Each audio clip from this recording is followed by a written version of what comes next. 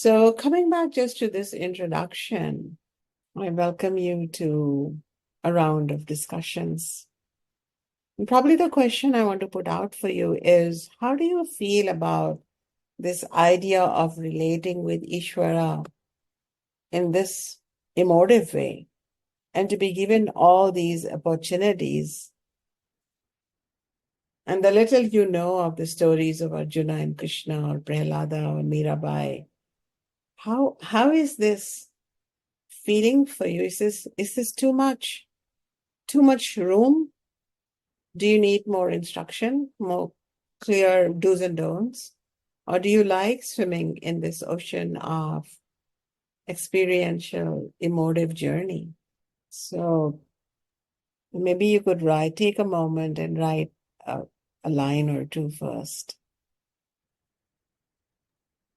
Maybe a few shares coming in. Very excited, feel like diving in. I like the swimming. I am relating to Saakhya Bhava the most at this moment.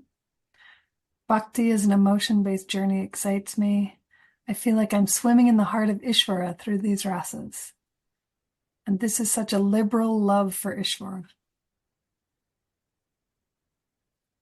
Wonderful.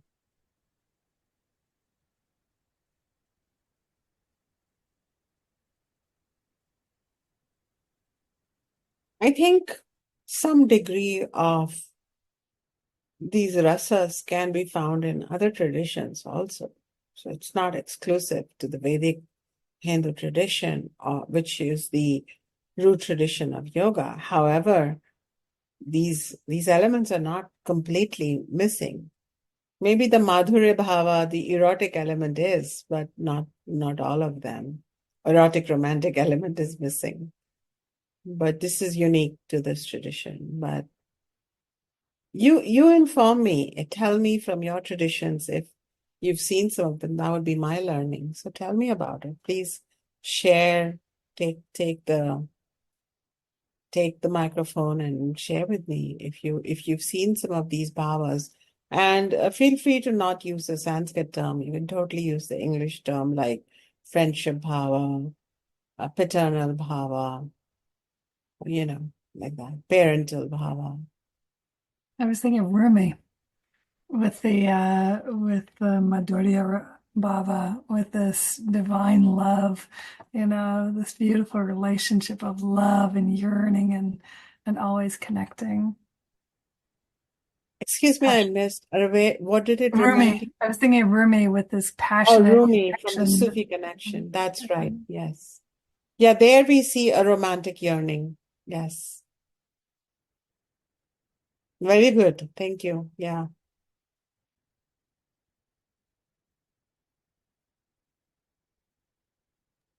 We have a few shares. Jesus and Mary Magdalene, there's much discussion of their deeply romantic connection. Okay, that's wonderful. I will explore that. That's good to know.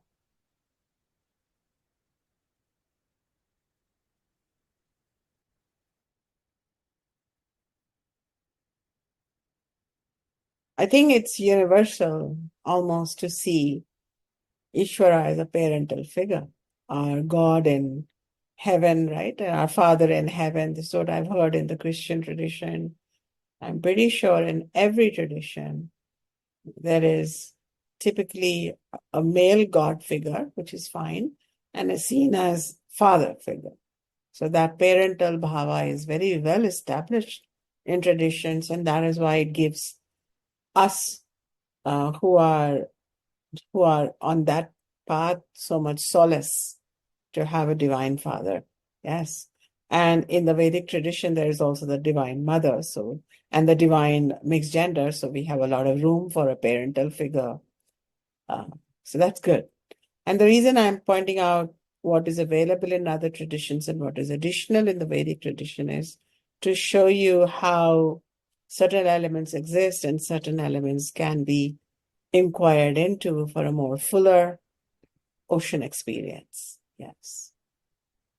To me, it seems like this represents a refinement of the concept of love that we're trying to understand in Bhakti, that there is we all have that have experienced that refined sensation of love. And sometimes you wonder, where did this come from and why is it so magical? And it seems to me like this tradition has formatted it in regard to these relationships most people can identify with, like with the child. Any parent who has a child can understand that magic of that love and that connection and the friendship. It just seems like it's codification of this common experience of love that we have, but it helps us put it in certain packages. There are many options, and it's very inclusive. If you could say, I just happen to, my child I love, nobody else too much, but I have that deep feeling. And then the same thing, then to make it to that dedication to the divine, this thing as a servitude. It's just a lovely amplification of love. And Lovely amplification. I love that, an amplification of human love into these rasas. Yeah, in the different categories. Word. So Yes. everybody can be included. So everybody can find a contact point with it. Yeah. And it's lovely. It's beautiful. Like when Prahlada was 9-year-old, he could not really understand bhakti beyond seeing Ishwara as father. And that's okay. Yeah. And everybody's included. And he had a gap in his own life. So he could bring in the father figure of Ishwara. Or the animals, people that can just feel love with animals, that unconditional love With from animals, certain exactly. Yeah, exactly. And regarding codification, I think it's just that when you look at the Shastra trail, the scriptural trail, there is no one book on what I'm telling you over the year. Mm-hmm. There is no one book, no one scripture. So, for example, the Prahlada Narsimha tale appeared in one text. Vishnu Puran, one text separately. Mirabai lived in the 16th century. That text, Prahlada story, we don't know when it was written. It's almost mythology now. It's as good as mythology because we have no remembrance of when this story was born in the collective consciousness. So then we have Krishna and Radha, and we try to assume they are about 3,000 years old, but we don't know. Mm-hmm. But we have this visceral recollection of these stories, and then the tradition, the Gurukula tradition, binds these all to create the codes of understanding. And the beauty of what I wanted to point out was that then this understanding is passed on orally. Because no book exists, not even the one I will write, that can potentially hold all this wisdom, beauty, stories, literature. You just have to be steeped into it for a couple of lifetimes. And I also feel that I am just benefiting from maybe the tip of the iceberg or maybe a few inches below that, Yeah. Arya. But every droplet of that ice mountain is soothing and cooling to us. So that's the beauty.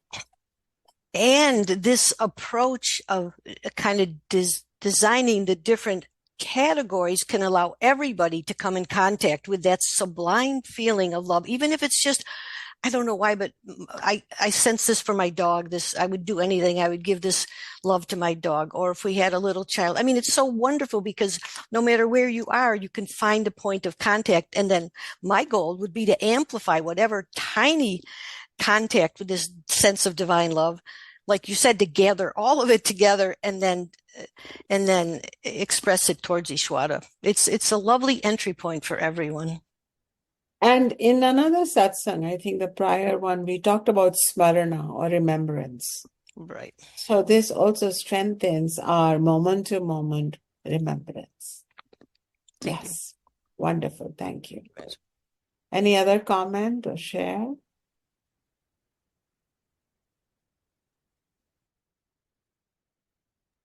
Victoria shares that the saints in the Catholic tradition are friends to us. There's also the naming of God as Father and Mary as Mother in the Catholic tradition, and we consider ourselves children of God. There you go. There you go. Yes. Yes. And if these sentiments were not present within a given tradition, one of these or all of these or some of these bhava, if bhava is not connected, humanity can intellectualize Ishvara, but cannot connect. We need emotional connection ultimately. Wonderful.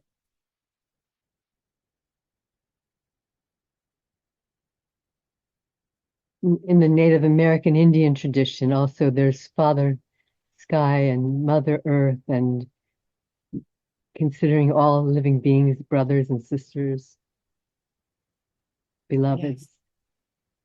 Thank you for reminding. Yes, that's a good one. Yeah.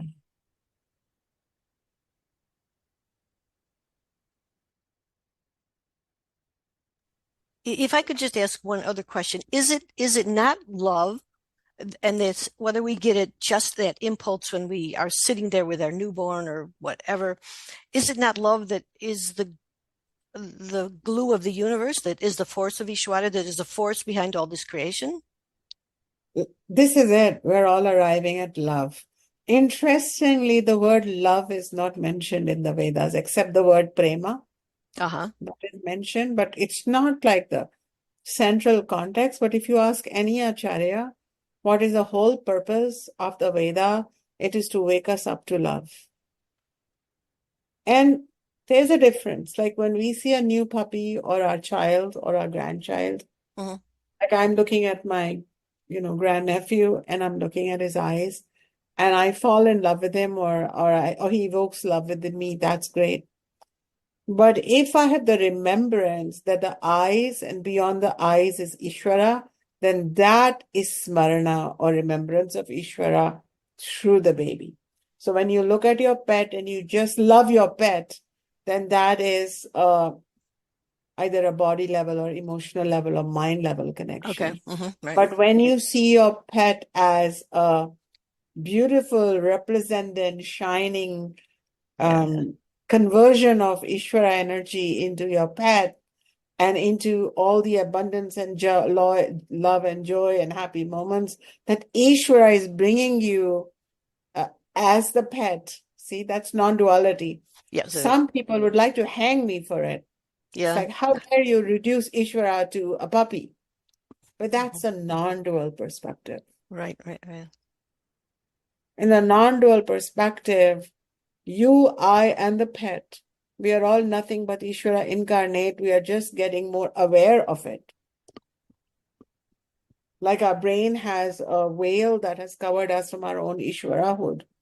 So we're just waking up to who we already are. That is non-dual wisdom, which is the core wisdom of our lineage, Advaita Vedanta.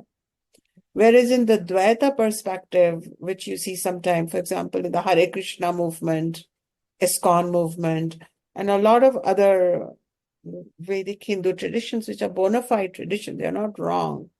They feel that, no, we don't want to go that far. Yeah. We want to be like Ishvara is this and I am this. I shall forever remain out separate. So do you remember, if I may remind you, and I would recommend that we add as a reminder when the newsletter goes out, Aparna, a link to my teaching on the different stages of bhakti. For example, when the seeds of the Ankola tree fall down, they go back to the root and help the tree grow. They're part of the tree, but still they are separate. Then we proceed through 5 such stages all the way to when the river merges into the ocean and does not remember her own identity anymore. That is extreme non-duality. So based on where we are, because initially non-duality is not easy, Arya and everyone, it's not easy. And a lot of people start fooling themselves into thinking, I am Ishvara. And then we have a problem. Yeah. but rather I have my body is human, my circumstances are human, but my awareness is one with Ishvara. That is the right way to think. That's helpful. Yeah. Thank you. Anybody who says I am Ishvara while stuck in a human body suit inside samsara, we have to go back to deep, deep teachings on Ishvara and then understanding why Vishnu or why Jesus was considered an avatar or Vishnu is it's very rare occurrences. These are not everyday occurrences. Yeah. I hope I'm not complicating all of you. Those of you who may be listening to this teaching for the first time, and if some of the conversations feel like you've lost the thread of the conversation, do not worry, because these recordings are available, and also we just keep coming back to them round and round again and again.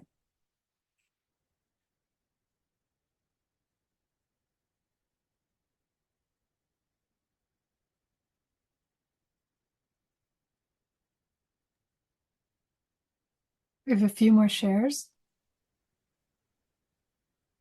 Samya shares, these teachings remind me of floral essences, to take the rasa and the essence of our collective love and the love of Ishvara and to alchemize it into medicine for self and all. Beautiful. Yeah. And these are also very clear ways to perceive Ishvara. Very clear ways. And one may be your favorite. Or at least maybe you don't view Ishvara as a friend, but when you see Arjuna and Krishna acting as friends, jesting about before the Bhagavad Gita happened, you can still understand that, hey, that's friendship bhava operating right there. Yeah. We won't be so judgy on others and self. We will understand that a myriad of relationships can happen. And as Arya brought up the word codified, the tradition has codified. There might be innumerable ways, but 5 important ways, which elicits the rasa of bhakti within our heart. Yeah. The fragrance, as Soumya mentioned, of the flower bouquets. Yeah. Rochelle has a question. Was the statement, my awareness is one with Ishvara? Yes, that was the statement. Initially, our situation is my awareness is one with my mother-in-law. My awareness is one with my next door neighbor who has put 5 inches of their fence inside my territory. My awareness is in the movie I've been binge watching. My awareness is then we go from outside to inside. My awareness is in my negativity. My awareness is in my greed. My awareness is in my envy. My awareness is in my laziness. Then in the inner world, my awareness in my peace, in my stillness, in my composure, in my steadiness. And at some point, there is no more adjectives. There is only Ishvara. That is the state of yoga.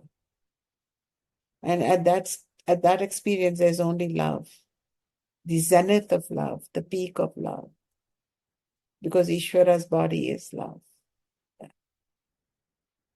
You become healed, you become changed, transformed.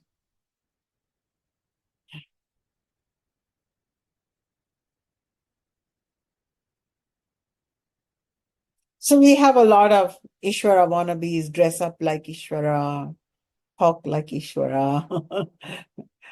No need. We can stay human and discover the awareness within.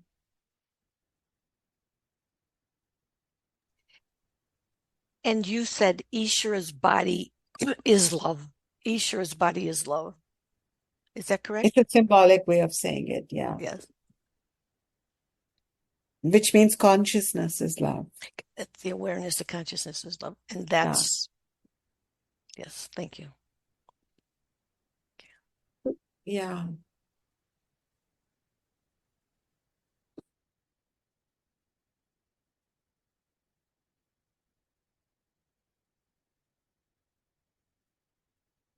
Okay, so I think we are about to embark upon some interesting facets of Bhakti Yoga, discover some beautiful, timeless tales of the Bhakti tradition.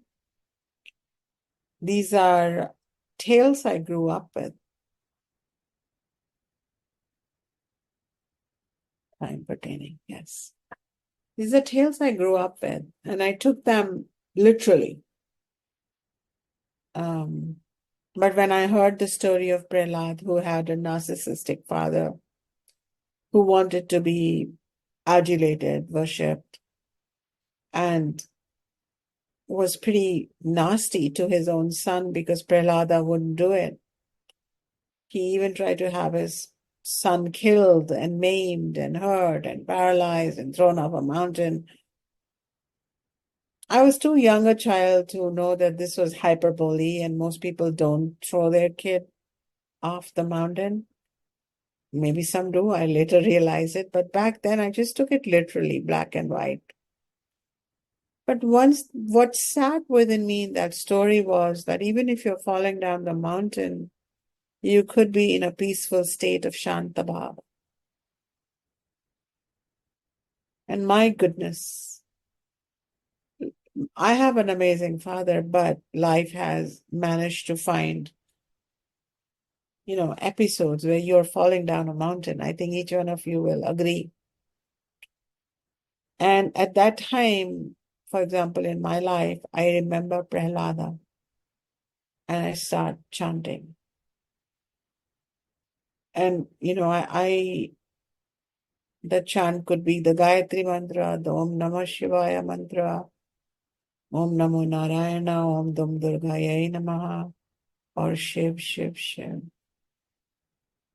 Om, Om, Om. And I start feeling it. It's not a mechanical chanting, but I'm like, okay, I'm free falling. I'm just going to trust this open space where I'm falling for Ishwara, into Ishwara. Somehow there is just this song that I heard, and I don't know if it's a psalm, but it's called, I think it is a psalm, Amazing Grace.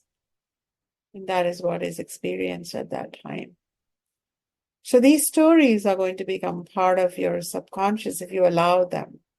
If you do not think of them simply as, well, not that any of you are coming from that perspective, but sometimes we alienate ourselves from a certain aspect of a knowledge because of its alien roots. But just like I listen to this psalm, Amazing Grace, and benefit from it, you can benefit from these stories because we are citizens of Ishwara's universe. We're not just products of India and America and Uruguay. We're not just our geographical containers. We are universal, unbounded consciousness. And you happen to be having the opportunity for a few hours a week to explore, like spiritual scientists, this ancient Vedic tradition and enjoy its rasa, its essence, its ecstasy. So I welcome you to these stories. Keep thinking about Prahlada a lot. And, that would be coming up again in the Shanta Bhava parental kind of bhakti, which we are all familiar with if we have been in any way connected to any religion, whether it is Islam, whether it is Judaism, Sikhism, Jainism. Well, Buddhism is different.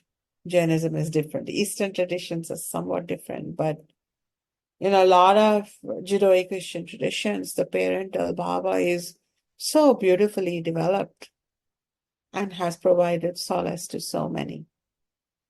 In Bhakti Yoga, we are going beyond solace. We seek solace, it's the beginning, and we are going into union, enlightenment. With that, I conclude. Thank you so much. Gemma again from India. It's a brighter morning now. Thank you. Take care.